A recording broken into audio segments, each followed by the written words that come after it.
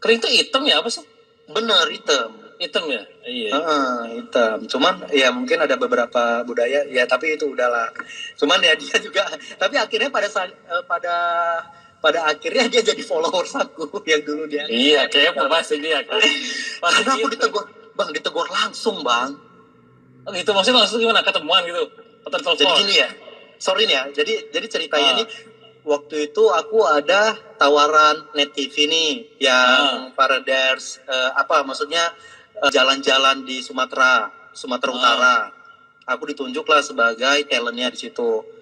Udah, nah kita mau ke satu tempat nih, tapi nunggu guide-nya. Guide-nya ini nggak sur sama aku dari dulu. Tapi aku nggak kenal dia siapa, dan dia nggak pernah komen dan segala macam. Dia langsung tepuk itu meja, Pak, kamu yang namanya Betty? Iya. Kamu tahu ya, saya itu tuh sebagai bla bla bla bla, saya tidak setuju kamu ada karakter Wak Keling di situ. Kamu tahu nggak Keling itu apa? Kalau di budaya kami bla bla bla bla gitu Bang. Oh, berarti dia nonton dong. Soalnya kan dia nonton berarti. Iya, cuma nggak tahu, dia nggak terimanya karena penyebutan Keling itu aja, karena di Keling itu intinya negatif gitu kan. Terus abang bisa ngebayangin, dan aku nggak kenal dia, tiba-tiba dia nyolong, dan aku baru syutingan, baru kenal juga sama orang Net TV pada saat itu, cuman baru 2 hari lah kita udah pindah lokasi gitu kan, belum penyesuaian kali kan sama kru ini kan. Jadi mereka kayak ada masalah apa nih, kita salah talent ini gitu Bang. Tapi bisa ngebayangin kayak gitu kan. Terus nah ya udahlah, di situ udah kayak kaku aku juga, yang gimana juga sok gitu Bang, maksudnya terkejut gitu. Iya. Ini orang segala macam bla bla bla. Ya udah, kita profesional aja lah, syuting segala macam. Selesai itu baru ditanya sama krunya, kamu ada masalah apa sama orang itu bla bla. Nggak ada, aku juga nggak kenal segala macam bla bla. Dia nggak setuju aja kalau ada karakter Wak Keling, katanya itu menyinggung budaya dia ada segala macam bla bla bla. Hah, emang yang kamu peranin Wak Keling itu orang apa? Orang Batak? Orang Batak ada marah? Enggak. Kakak tahu sendiri dia budaya apa gitu. Iya. Begitu sih Bang. Ya tapi hikmahnya intinya dia juga nonton sebenarnya kan. Nonton. Dan sekarang dia bisa menilai.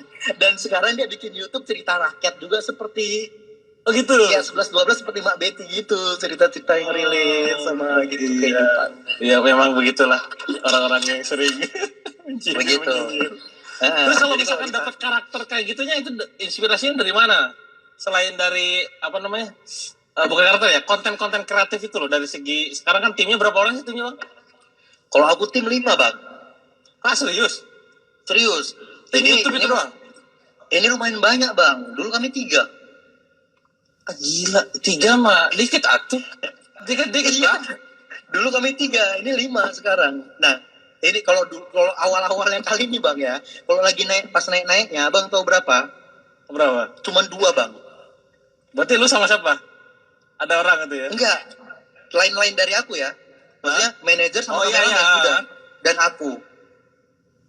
Oke. Itu waktu lagi shoot, berarti videographer, shoot sama editing gitu? Enggak. Jadi kita nggak bisa Bang, yang nge-shoot harus ngedit juga. Nggak bisa yang nge-shoot ngedit gitu orang lain, karena dia yang tahu di lokasi gimana gitu. Seperti itu. Dan kita juga nggak butuh kamera 2, tetap 1. Karena kan yang diperanin sendiri akunya. Gimana butuh kamera 2? Nggak dapet juga kamera 2. Sekarang 5 alhamdulillah. Sekarang 5 mah dikit Pak. Ini benar-benar cost banget, ini cost reduction banget. Belum bangun rumah Pak. Itu dulu ya. Enggak, tapi alhamdulillah sampai sekarang mencukupin sih Bang. Maksudnya mereka juga ya udah, ya nyantai. Kita juga kan nggak daily vlog yang tiap hari harus ngejar bla bla bla bla gitu kan. Oh, nggak tiap hari ngupload ya? Seminggu 3 kali ya? 2 ya?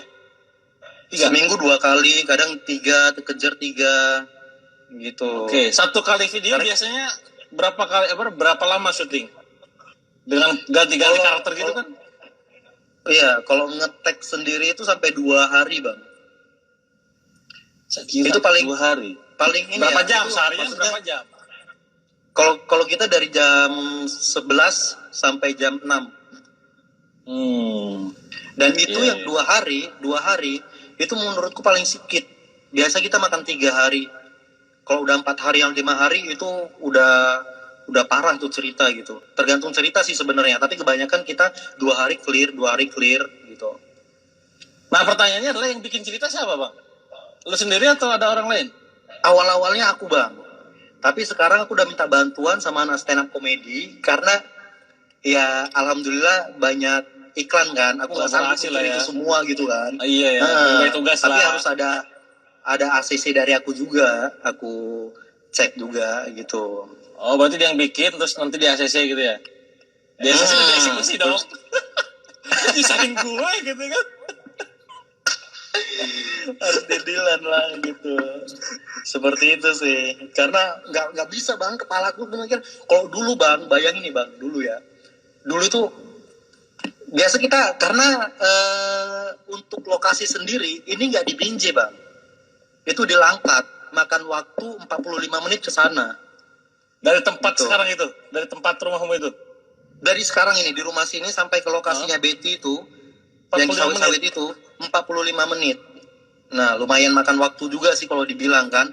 Apalagi karena gini deh, aku ceritain rutinitas aku kayak mana kan. Bangun pagi jam 9, udah bangun pagi jam 9, jemput anak-anak ke kantor, sarapan dulu tuh.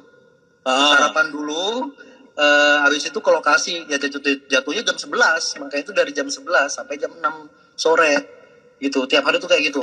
Dulunya itu aku habis pulang syuting setelah maghrib nanti nulis tuh bang, nulis sampai jam 3 tidur, habis itu bangun pagi kerja lagi seperti itu gitu terus dulunya.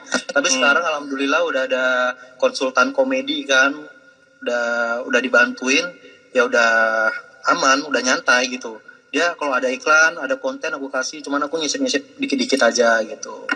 Nah kalau untuk kehabisan konten sendiri, aku tuh banyak riset bang. Apa tuh? Gimana tuh risetnya tuh? Sering ngomong sama ibu-ibu aja. Serius? Ibu ya? Iya. Jadi kalau misalnya kan rumah aku sama rumah orang tua tuh beda kan, ada sekitar 20 menitan dulu ke sana gitu. Kalau rumah orang tua tuh memang agak di kampung-kampung juga. Jadi ya ke sana udah ngobrol sama-sama tetangga sama ibu-ibu itu ngomong bla bla bla. Nanti ibu itu marahin anaknya. Kau nanti kok goni kan kok ya, dari tadi kok nggak mandi-mandi. Bisa nih ke Betty nih. Kayak gitu, Bang. Berarti kalau udah riset, kalau udah ngobrol sama emak-emak gitu ya, udah pasti itu lagi riset gitu ya. Iya, itu lagi riset itu. Lagi ngobrol sama tukang beca, lagi nongkrong. Ya udah kayak biasa aja gitu. Cuman sebenarnya di lingkungan sekitar kita tuh banyak yang bisa diangkat untuk diangkat ke video itu loh, ke cerita Betty itu gitu. Nggak usah jauh-jauh, nggak usah mikir nanti kayak mana ya, nanti kayak gini ya, nanti kayak gini. Sebagai dari pengalaman kita aja, dari pengalaman teman, dari apa yang kita lihat, itu aja yang aku naikkan gitu. Dari yang terdekat lah ya. Bener bang. Gitu Gokil. Nah terus bang, kalau misalkan ibaratnya apa ya, negatif positifnya ya, apa enak gak enaknya pada saat jadi Mak Betty, terus kan pastinya juga keluar kan kondisi Arif Muhammad dong ini kan. Apa enaknya? Kalau nggak enaknya ketika jadi Arif gini ya bang, ya itu memang udah risiko sih. Suka dipanggil Mak Betty gitu, Mak Betty, Mak Betty. Kadang ngerasa kayak aku nggak jadi gue bukanlah gue jadi ini kok kayak gini gitu. Mana Arifnya gitu, orang Mak Betty, nanti orang datang Mak Betty, tetap manggil nih Mak Betty, cobalah ngomong kayak Mak Betty kayak mana gitu. Itu dan kayak dia ngerasa pun ngomongnya dengan gaya kayak Mak Betty gitu kan. Disuruh ngomong kayak Mak Betty gitu kalau lagi jalan ke mall. Ya negatifnya mungkin kalau dulu nih ya bang, dulu tuh aku sempet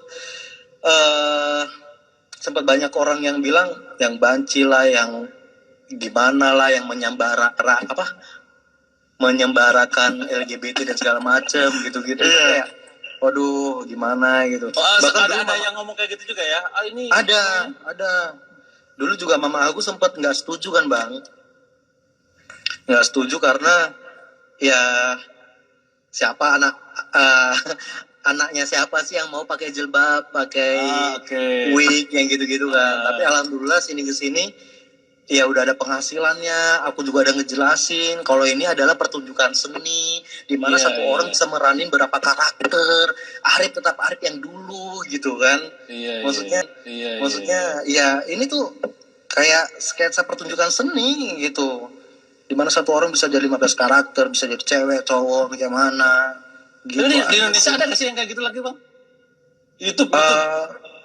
Nggak tahu sih, Bang. Nggak riset juga gitu, Bang. Kan biasanya kalau yang sejenis riset gitu nggak? Tapi ya banyak sih kalau dari sini ke sini udah banyak kayak rasanya tuh seperti itu tuh udah ada gitu. Iya, berarti menginspirasi. Ini Meli komen nih, Ma Betty bisa hamil gak? Oh iya. Kayak enakan ngobrol, aku gak baca komen loh, Bang. Sumpah. Gokil. Gak bisa hamil. Ya gak bisa lah ya. Gak bisa lah, gimana, Bang? Susah lah jawabnya itu. Bayi tabung mungkin ya, baru bisa. Aduh. Ini yang nonton luar biasa nih, para pengikutnya Betty semua ini. Tapi kalau misalkan, sering di ini gak sih? Sering kayak semacam diundang seminar gitu ada gak sih? Ada, Bang. Insya Allah sering lah, alhamdulillah kalau kayak gitu. Endorse juga tetap jalan ya? Endorse tetap jalan, alhamdulillah. Kebanyakan kita diundang kuliah, SMP, SMA gitu-gitu kan. Ya, karena kalau sendiri aku pasti kalau lagi ngobrol gitu paling ya ngobrol pengalaman aja, Bang. Kalau mau jadi YouTuber gimana, nggak perlu pakai kamera yang bagus, bikin aja dulu pakai HP. Ya sesuai pengalaman aku lah. Dulu aku kayak mana, pakai ya BlackBerry, beli HP second doang, pakai Samsung gitu kan, nge-lag kadang gitu-gitu ya. Iya, udah diedit sampai panas, hilang editan, gitu-gitulah. Zaman-zaman Instagram dulu, gitu. Yang penting ada kemauan kan. Kalau ditanya kayak mana jadi YouTuber, yang penting profesi kita aja tuh apa, ya udah itu ya itulah konten kita gitu. Jangan memaksakan diri kita kalau misalnya nggak lucu, pengen jadi komedi itu buang waktu sia-sia gitu kan. Kayak abang kan motivator, tapi abang pengen jadi otomotif. Ya ngapain orang tidak abang gitu kan. Sama aja kayak ngebakar diri sia-sia, maksudnya gitu. Apa passion kita jadi diri sendiri aja ya. Betul, apa passion kita, apa yang kita sukain gitu aja. Kalau misalkan sekarang kondisinya kan orang-orang ini kan pada bikin konten nih, mulai pada ramai yang masuk YouTube gitu kan. Tapi kan kadang mereka tuh gak istiqomah ya, gak konsisten gitu bikinnya tuh. Apalagi nih terpengaruh dengan yang namanya jumlah view sama subscriber. Ya yang nonton cuma berapa puluh, berapa ratus, gue gak semangat gitu. Nah gimana tuh tips-tipsnya Mas, Bang? Kalau aku sendiri, memang kita pastinya ada di fase itu kan, Bang. Namanya untuk memulai kan nggak ada yang instan, nggak ada yang langsung boom kayak gitu. Bahkan kalau misalnya pun YouTuber pemula collab sama Raffi Ahmad sekalipun, itu mungkin nggak akan naik views atau nggak akan banyak sub juga. Kalau misalnya konten kita juga masih kayak gitu, nggak konsisten gitu kan. Iya. Nggak boleh kayak gitu. Maksudnya, untuk sekarang konten creator banyak lah yang nyari-nyari ikan di sawah, yang nyari-nyari hantu, yang nyari ini banyak kan, Bang. Itu profesi kan. Itu kesukaan mereka kan gitu. Iya, benar. Dan itu banyak yang nonton. Jadi jangan harus pede aja sih, orang ini fashion aku suka kayak gini. Pasti ada lah fashion yang sama, ada yang suka yang sama kayak gitu aja. Menurutku langsung terus bikin lah apa yang di diri dia yang pengen ditonjolin gitu. Tapi boleh gak sih Bang, misalkan gini, orang kan masuk YouTube nih kan YouTube juga sangat menjanjikan ya dari segi penghasilan tuh, selain dari AdSense juga banyak potensi lah, iklan, endorse dan lain-lain. Gue pengen masuk terjun YouTube totalitas, fokus gitu kan, supaya bisa dapetin duit sekian. Nah gitu, mindset yang kayak begitu benar gak sih? Gue nargetin nih pengen dapet sekian misalkan. Kalau jujur dari pengalaman pribadi aku sendiri, aku nggak menargetkan itu semua, Bang. Mungkin ini atas izin Allah, dan kalau balik lagi ya, mungkin ini rezeki yang berpihak sama aku lah. Kalau kunci sukses tuh aku nggak tahu sama sekali kayak gitu kayak mana. Bahkan ada yang optimis bla bla bla bla bla, rupanya pluk jatuh gitu kan. Ada yang hanya main-main aja, rupanya jadi penghasilan. Malah jadi ya. Gitu kan. Malah jadi gitu. Jadi menurut aku jangan ditargetin, bikin aja sesuai keinginan kita, sesuai konten kita, bikin aja gitu. Ya insya Allah kedepannya bahkan ada bonusnya itu tadi gitu. Kadang ada beberapa kalau misalnya sekarang kan YouTube memang yang abang bilang tadi kan dari AdSense, dari endorse segala macam. Bahkan ada Apa tuh?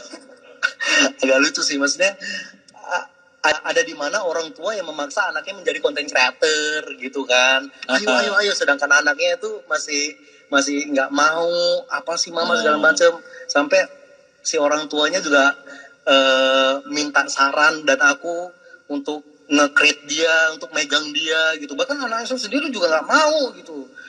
Itu disayangkan kali sih, maksudnya ini yang pengen jadi YouTuber anaknya atau mamanya nih. Jadi memang harus muncul dari dirinya sendiri ya. Iya, harus ada kemauan, jangan dipaksa gitu. Ya mungkin anaknya aktif untuk segala macam dan segala pengetahuannya lebih. Tapi kalau misalnya dia juga nggak mau diekspos, nggak mau dikamerain, nggak mau direkam, ya ngapain kita paksa ya kan bang? Menurut aku sih pribadi kayak gitu, nggak boleh kayak gitu. Bahkan dia datang ke rumah untuk tolong dong ini editing gini, tolong dong ini kamu rekamin, tolong dong kamu ke rumah, itu kayak gimana gitu. Sedangkan anaknya sendiri juga nggak mau. Iya benar. Berarti maksud mulai dari diri sendiri ya. Iya benar. Bang, dibandingin sama dulu bang di Dubai kan lumayan loh itunya. Enggak tahu sih gua. Gimana? Secara income lah. Kalau di Dubai sendiri tuh memang waktu housekeeping kemarin ya bang ya, gajinya memang 10 juta bang per bulan. Oke. 10 juta. Nah, kenapa aku bikin video itu di Abu Dhabi, karena kalau jujur itu waktu aku zaman itu aku nggak mau keluar kamar bang, walaupun aku off, aku ngandalkan makan dari snack box yang dikasih pihak hotel aja gitu. Nah, aku berpikiran kalau aku bikin video terus-terusan dengan membelah diri jadi mama, jadi anak, jadi bapak dan segala macam, itu membuang waktuku di hari itu. Jadi aku save money gitu bang. Jadi kalau misalnya keluar, aku harus pakai angkutan umum, jajan sana sini, gitu-gitu kan. Aku memang, ya intinya aku bikin video itu harus hemat lah gitu. Tapi alhamdulillah, ya sebulan tuh gajinya 10 juta kan. Kalau misalnya boros, ya nggak dapat 10 gitu maksudnya. Sama sekarang besaran mana gitu ya bang ya? Ya pasti sekarang kalau besaran mana.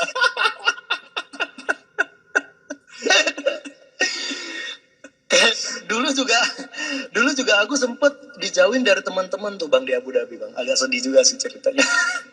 Dijauhin sama orang yang sana atau orang Indonesia yang di sana juga? Sama orang Indonesia di sana juga gitu. Jadi kita kan gara-gara resign balik? Enggak, karena bikin video kayak gitu. Oke. Jadi kita kan ada grupnya di hotel itu sendiri itu, misalnya ada 30 ada orang Indo gitu kan. Nah jadi ada salah satu teman di dom lain, di kamar lain, terus datang tiba-tiba buka pintu. Memang pintu pada saat itu nggak aku kunci. Terus waktu itu masih jadi pemeran jadi Betty gitu kan, pakai jilbab segala macem. Dan sebenarnya juga nggak tahu gitu. Terus dipoto, habis itu dijelek-jelekin di grupnya. Di grup itu ngapain sih gini, bencong lu segala macem, bla bla bla. Ya udah, jadi ketika aku mau deket gini, orang-orang tuh kayak ada alasan mau jauh, mau apa segala macem gitu. Itu yang bikin aku yang drop tuh sebenarnya kan. Tapi sini-sini aku buktiin gitu. Iya. Wah ini untold story, ini justru yang kayak gini yang penting bang, supaya memotivasi teman-teman nih. Di balik pencapaian itu ada nyinyiran, ada bulian yang buat kita ada berdarah-darah, ada benanah-nanah lagi kita, ada. Nah balik lagi ke situ bang, yang ngejek akun tuh di grup itu sekarang ya ke YouTube juga bikin yang sama, hal yang sama. Aduh tuh kan yang bener. Serius. Dan sekarang dia masih di sana gitu. Oh masih di sana dia? Masih di sana. Abang-abangan kita lah, bisa dibilang abang-abangan kita. Keputusan dari pertama kali bikin konten di handphone berarti kan di Abu Dhabi sana sampai akhirnya resign tuh berapa lama? Aku di Abu Dhabi 5 tahun kan bang. Aku udah 5 tahun aku di sana. 2013 2014 itu aku vacation balik, dan itu followers gak banyak kali gitu. Nah setelah itu di tahun 2014, 15, 16 baru aku memutuskan resign di 2016. Di 13, 14, 15, 16, 17 aku resign bang kalau nggak salah. Awal 17. Awal Udah kemarin 17 aku banget dong resign. ya? 2 tahun ya? Iya. Awal 17 aku resign sama istri juga kan. Dulu istriku juga kerja di sana. Dulu kita pacaran di sana tuh. Dan dia adik kelas aku. Pokoknya di 2 tahun aku cuman vacation, cek ombak aja. Habis itu aku resign di 2017 itu. Iya ya. Dan pas balik ke Indonesia berarti langsung ganti kamera, terus juga rekrut tim gitu. Atau masih sendiri juga?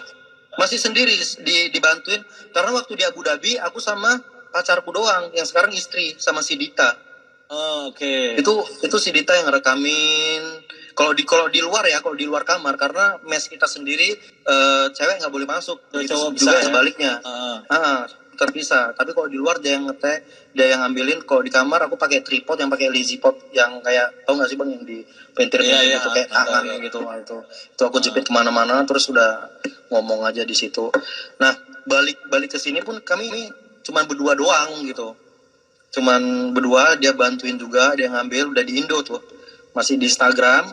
Setelah itu dan aku nggak ada niat untuk mau hire orang bang, karena aku mikirnya nggak ada ke YouTube, udah kena zona nyaman di Instagram. Makan dari endorsean aja. Gitu. Dulu berarti endorse dulu ya? Endorse aja dulu bang, aku cari makan dari endorse. Bahkan waktu kami resign